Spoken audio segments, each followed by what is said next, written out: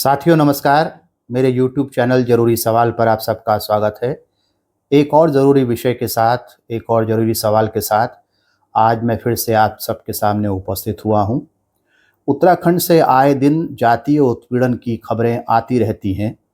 एक और खबर हाल में ही उत्तराखंड के चमोली ज़िले से आई है।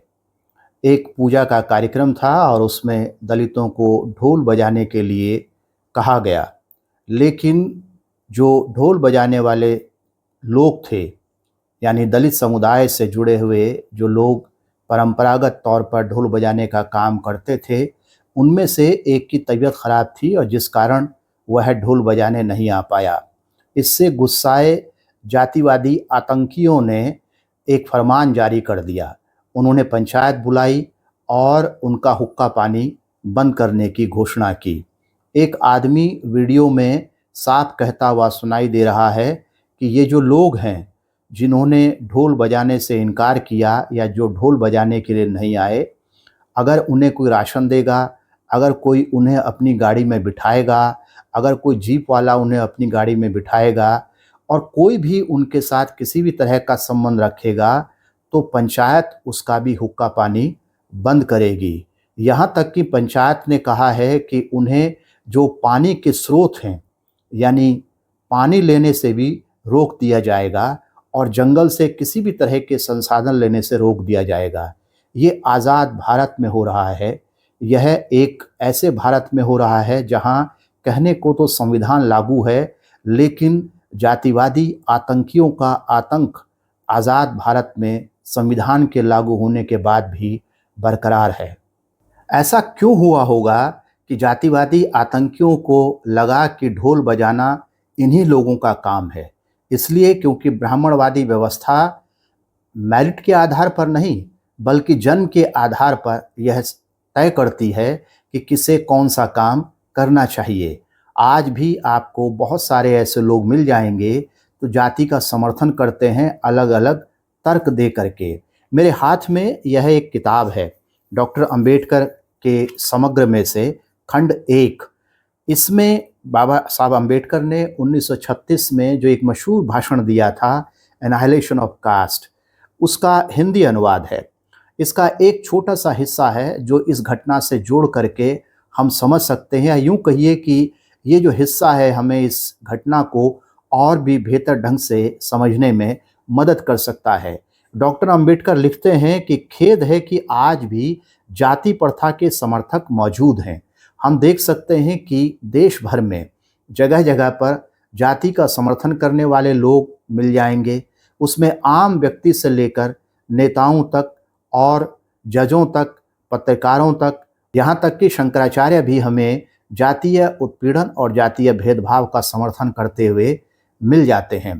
तो डॉक्टर अंबेडकर लिख रहे हैं कि आज भी जाति प्रथा के समर्थक मौजूद हैं।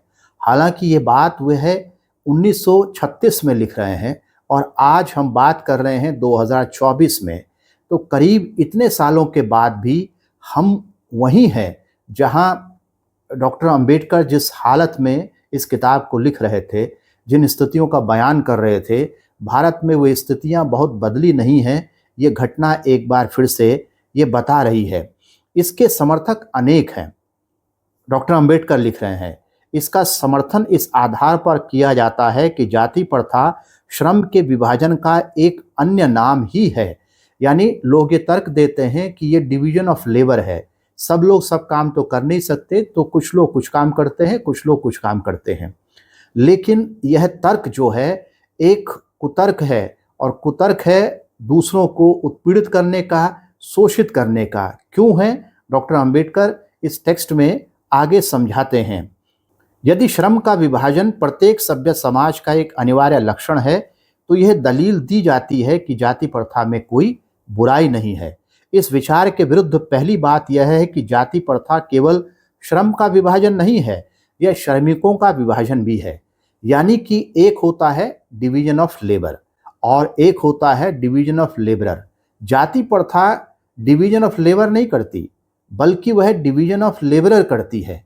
वह यह भी तय करती है कि कौन जाति के लोग कौन सा काम कर सकते हैं, और यह किसी स्किल से, किसी ट्रेनिंग से, किसी मेरिट से तय नहीं हो रहा, बल्कि उनके पेरेंट्स की जो जातीय अवस्थिति क्या है उस बात से तय हो रहा है।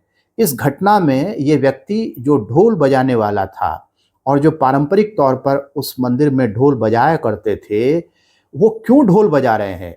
क्या वो इसलिए बजा रहे हैं कि वो स्किल्ड हैं, या इसलिए बजा रहे हैं कि उन्हें इस जातिवादी व्यवस्था के कारण वह करना पड़ रहा है और उन पर यह दबाव है कि वो उनको करना ही है?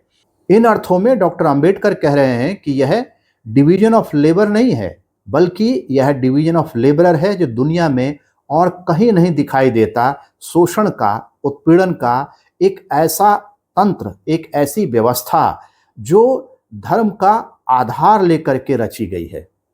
डॉक्टर अंबेडकर आगे लिखते हैं कि इसमें संदेह नहीं है कि सभ्य समाज को श्रम का विभाजन करने की आवश्यकता है, किंतु किसी भी सभ्य समाज में श्रम के विभाजन के साथ इस प्रकार के पूर्णतः अलग वर्गों में श्रमिकों का अप्राकृतिक विभाजन नहीं होता। जाति प्रथा मात्र श्रमिकों का विभाजन नहीं है, बल्कि यह श्रम के विभाजन से बिल्कुल अलग चीज है। यह एक श्रेणीबद्ध व्यवस्था है जिसमें श्रमिकों का विभाजन एक के ऊपर दूसरे क्रम में होता है। किसी भी अन्य देश में श्रम के विभाजन के साथ श्रमिकों का इस प्रकार का क्रम नहीं होता। यानी कौन क्या काम करेंगे, यह बात तो इस बात से तय होनी चाहिए कि किसके पास किस चीज़ की ट्रेनिंग है, कौन उसको सीख गए हैं, किसने उन्हें सीखने में मेहनत की है, किसे उन्हें सीखने का मौका दिया गया है ताकि वह उन स्किल्स को अडैप्ट कर सकें और उस काम को कर सकें। डॉक्टर अंबेडकर लिख रहे हैं कि जाति प्रथा के इस विचार के विरुद्ध एक तीसरा तथ्य भी है। श्रम का यह विभाजन स्वतः नहीं होता। किसी का भी ये मन नहीं है कि वह दूसरों की टट्टी पेशाब साफ करे, लेकिन उसे मजबूर किया जाता है क्योंकि वह एक खास जाति में पैदा हुआ है। जाति प्रथा के इस विचार के विरुद्ध एक तीसरा तथ्य भी है। श्रम का यह विभाजन स्वतः नहीं होता, यह स्वाभाविक अभिरुचि पर आधारित नहीं है। सामाजिक और वैयक्तिक कार्यकुशलता के लिए आवश्यक है कि किसी व्यक्ति की क्षमता को इस बिंदु तक विकास किया जाए कि वह अपनी जीविका का चुनाव स्वयं कर सके। जाति प्रथा में इस सिद्धांत का उल्लंघन होता है क्योंकि इसमें व्यक्तियों को पहले से ही कार्य सौंपने का प्रयास किया जाता है जिसका चुनाव प्रशिक्षित मूल क्षमताओं के आधार पर नहीं किया जाता, बल्कि माता पिता के सामाजिक स्तर पर होता है। डॉक्टर अंबेडकर क्या कह रहे हैं? वो कह रहे हैं कि जो जाति व्यवस्था में श्रम का विभाजन है, पहले तो वह श्रमिकों के विभाजन में बदल दिया गया है और फिर ये झूठा तर्क गढ़ा जाता है कि दुनिया भर में श्रम का विभाजन एक सच्चाई है। श्रम का विभाजन एक सच्चाई है, लेकिन श्रमिकों का विभाजन सच्चाई नहीं है।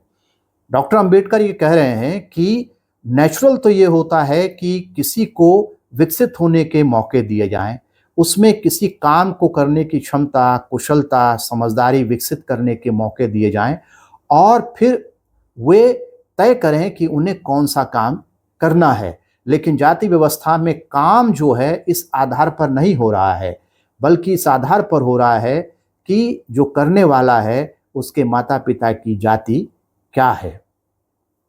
अब सवाल यह है कि 1936 में जो स्थितियां थीं वह अलग थीं। उस समय देश आज़ाद नहीं था और हमारे पास संविधान नहीं था और संवैधानिक व्यवस्था लागू नहीं थी। लेकिन ये लोग किस ताकत के बल पर, ये जो चमोली जिले में हुआ है उत्तराखंड के, ये किस ताकत के बल पर आज भी जो पुरानी व्यवस्था है उसको लागू करवाने के लिए इकट्ठे होते हैं। उसमें स्त्री हैं, उसमें पुरुष हैं, उसमें जवान हैं, उसमें बूढ़े हैं, यानी कि उम्र और जो सेक्सेस हैं उसके अक्रॉस सारे लोग इकट्ठा होकर के कुछ लोगों को दबाने की और उन्हें उन्हीं जातिगत पेशे में बने रहने के लिए हिंसा पर उतारू हैं। ये वीडियो जो सामने हमारे आया है और अखबारों में कई जो न्यूज़पेपर्स हैं उन्होंने इसे रिपोर्ट किया है, उसमें इसी वीडियो का जिक्र है। लेकिन हम ये समझ सकते हैं बड़ी आसानी के साथ कि इस समय वहाँ के जो दलित हैं, उस गांव के दलित हैं और यहाँ तक कि आसपास के गांव के दलित हैं, उनकी जो ज़िंदगी है वो कितनी मुश्किल में होगी। उनका चलना, उनका सामान खरीदना, सब्जी खरीदना, नमक खरीदना, मसाले खरीदना, ये सब कितनी मुश्किल में होगा जब ये जातिवादी जो आतंकी हैं उनका बायकॉट करने पे लगे हुए हैं। और बहुत सारे लोग जो शायद इनके साथ नहीं हों, लेकिन इन जातीय आतंकियों के डर से कोई उन्हें जीप में नहीं बिठाएगा। और जीप में इसलिए भी नहीं बिठाएगा कि अगर उसने जो है इन उत्पीड़ित लोगों को, इन पीड़ित लोगों को अगर जीप में बिठा दिया तो हो सकता है कि उसकी दूसरी सवारियां मारी जाएं और उसका अपना व्यवसाय जो है वो नुकसान में पहुंचना शुरू हो जाए।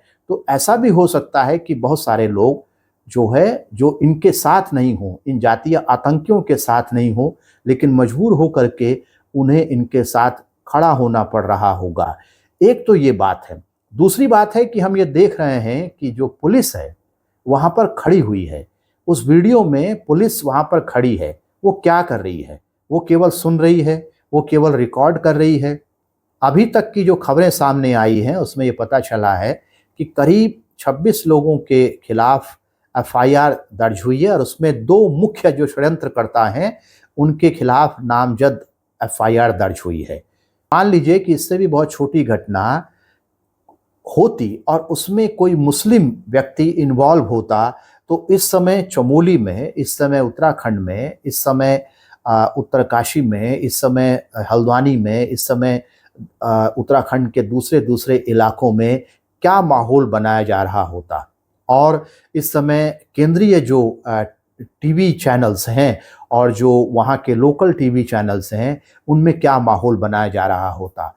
लेकिन इस पर एक किस्म की खामोशी है। कुछ जो सेंसिटिव अखबार हैं वो इसको रिपोर्ट कर रहे हैं, कुछ ऐसे चैनल जो दलित मुद्दों को उठाते हैं वो इसे रिपोर्ट कर रहे हैं, लेकिन बाकी के जो दूसरे चैनल्स हैं और अखबार हैं उन्हें इन्हें रिपोर्ट करने की और इसको फॉलो करने की ज़रूरत महसूस नहीं हो रही है। तो ये एक विभाजित जो समाज है, ये एक विभाजित समाज की निशानी है, जिसमें कि अगर उसी समाज के कुछ लोगों के साथ उसी समाज के कुछ लोग उत्पीड़न कर रहे हैं तो हम उस तरफ विशेष ध्यान नहीं देते हैं। ये जो विभाजन है, इस बात को समझने के लिए मैं डॉक्टर अंबेडकर का रेफरेंस एक बार फिर से ले रहा हूँ। ये जो राउंड टेबल कॉन्फ्रेंसेस हुई देश की आज़ादी की जो प्रक्रिया थी, उनमें से एक प्रक्रिया ये भी थी कि उस पर बातचीत हुई कि कैसा संविधान होगा, किनको राइट मिलेंगे, कैसे देश आगे चलेगा। तो 19 जनवरी 1931 को राउंड टेबल कॉन्फ्रेंस में डॉक्टर अंबेडकर ने एक बहुत ही महत्वपूर्ण बात कही। उसको अगर हम इस बात से जोड़ करके देखें तो हमको समझ में आएगा कि हम कितने विभाजित भारत में रहते हैं, जहाँ पर कि अपने ही साथ के लोगों के साथ होने वाले जो उत्पीड़न है उससे हमें कोई फर्क नहीं पड़ता है। हम चुपचाप रहते हैं उस पर। कभी कभी हमें ऐसे उदाहरण देखने को मिलते हैं कि जब कुछ लोग उस उत्पीड़न के खिलाफ उठ खड़े होते हैं, वरना आम तौर पर इसको या तो दबा दिया जाता है या इस पर चुप्पी हो जाती है। तो क्या कह रहे हैं डॉक्टर अंबेडकर 19 जनवरी 1931 को? वे कह रहे हैं कि India is a peculiar country and her nationalist and patriots are a peculiar people. वो ये कह रहे हैं कि भारत एक बड़ा अजीब देश है और इसके राष्ट्रवादी और इसके जो देशभक्त हैं वे भी बड़े अजीब लोग हैं। क्यों अजीब लोग हैं? वे लिखते हैं, a patriot and a nationalist in India is one who sees with open eyes his fellow man treated as being less than man, but his humanity does not rise in protest. अब हम देखें, मैंने ये क्यों कहा कि अभी कुछ दिन पहले उत्तराखंड के उत्तरकाशी के एक पुरोला क्षेत्र में एक झूठा मामला बनाया गया, जिसमें कहा गया कि एक मुस्लिम युवक एक नाबालिग लड़की को किडनैप करके, बहला फुसला करके या किडनैप करके ले जा रहा था। अब कोर्ट ने कह दिया है कि ये मामला फेक था और ये आरएसएस जैसे संगठन से जुड़े हुए जो लोग थे उनके द्वारा रचा गया षड्यंत्र था। अब ये वहाँ की कोर्ट ने ये मामला साफ कर दिया है।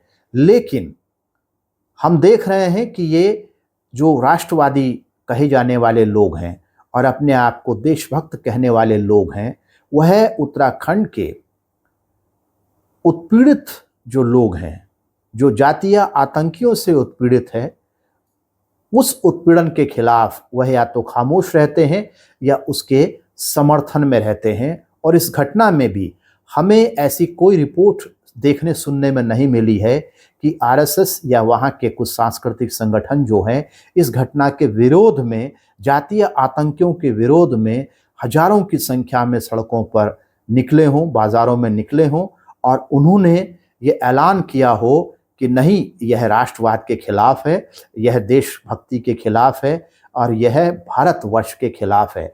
ऐसा हमको कहीं से सुनने को नहीं मिला है। इसलिए डॉक्टर अंबेडकर ने 1931 में राउंड टेबल कॉन्फ्रेंस में कहा कि यहाँ के जो राष्ट्रवादी हैं और यहाँ के जो देशभक्त अपने आप को कहते हैं, वह बड़े अजीब लोग हैं, क्योंकि उन्हें देशभक्ति को प्रदर्शित करने के अलग अलग मौके तो मिल जाते हैं और वे तलाश भी लेते हैं, लेकिन जब अपने ही साथ के लोगों के साथ उत्पीड़न हो रहा होता है तो वे चुप रहते हैं, वे खामोश रहते हैं या फिर समर्थन में रहते हैं।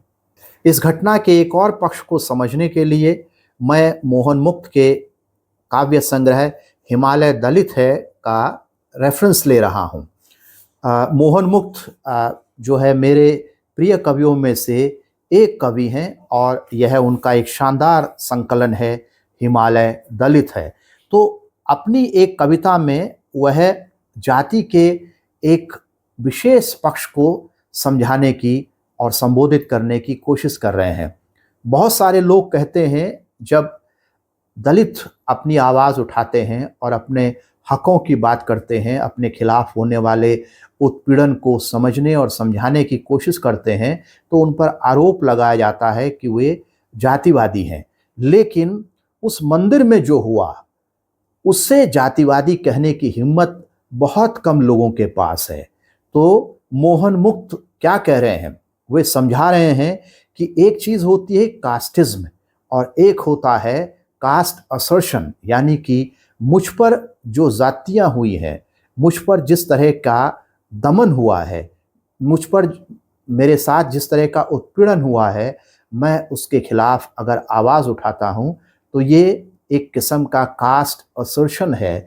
लेकिन उस मंदिर में जो हो रहा है और जातिवादी आतंकी जिस तरह की घोषणाएं कर रहे हैं, वह कास्टिज्म है। तो मोहन मुक्त क्या लिख रहे हैं अपनी कविता में? सुनिए मोहन मुक्त की इस कविता को।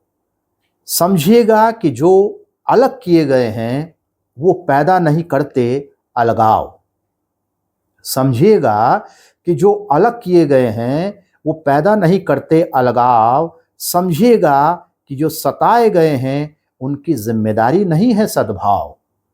समझिएगा कि जो अलग किए गए हैं वो पैदा नहीं करते अलगाव। समझिएगा कि जो सताए गए हैं उनकी जिम्मेदारी नहीं है सद्भाव। समझिएगा कि हर हाशिया जो फैलने को जूझता है वो दरअसल आपकी दुनिया को फैलाता है। जरा रुक करके इस बात को समझें। ये जो जातिवादी आतंकी हैं, अगर इन्हें कोई संवैधानिक पहलू, अगर इन्हें कोई मानवीय पहलू, इन्हें कोई जो लिबरल पहलू है वह समझाने की कोशिश करे और अगर इनमें से कुछ लोगों को समझ में आ जाए तो दरअसल इनकी दुनिया बड़ी हो जाएगी। वही बात मोहन मुक्त कह रहे हैं कि समझिएगा कि हर हाशिया जो फैलने को जूझता है, समझिएगा कि हर हाशिया जो फैलने को जूझता है वो दरअसल आपकी दुनिया को फैलाता है। यानी अगर सबके लिए एक लिबरल स्पेस बनता है, सबके लिए एक आज़ाद ख्याली बनती है, अगर एक सबके लिए एक स्वतंत्र माहौल बनता है तो उससे आपकी स्वतंत्रता में भी इजाफा होता है, क्योंकि आप खुद भी जातीय बंधनों से मुक्त होते हैं और दूसरे पर जातीय उत्पीड़न का जो पाप आप करते हो और अपराध जो करते हो उससे आपको मुक्ति मिलती है। तो मोहन मुक्त आगे लिखते हैं, समझिएगा कि हर दबाई गई आवाज़ ये मानती है कि आप सुन नहीं सकते। अगर समझ गए हों तो ये भी जान लीजिएगा कि ये आवाज़ है फिलहाल बस कुछ लोगों के आपस में बात करने की आवाज़, और शुक्र मनाइएगा कि वो लोग फिलहाल बस बात कर रहे हैं। लेकिन दिक्कत यह है कि अभी भी इस पर जितनी बात होनी चाहिए, इस जातीय उत्पीड़न पर, इस जातीय आतंक पर जितनी बात होनी चाहिए, उतनी बात हो नहीं रही है। नमस्कार, मैं वीरेंद्र सिंह रावत।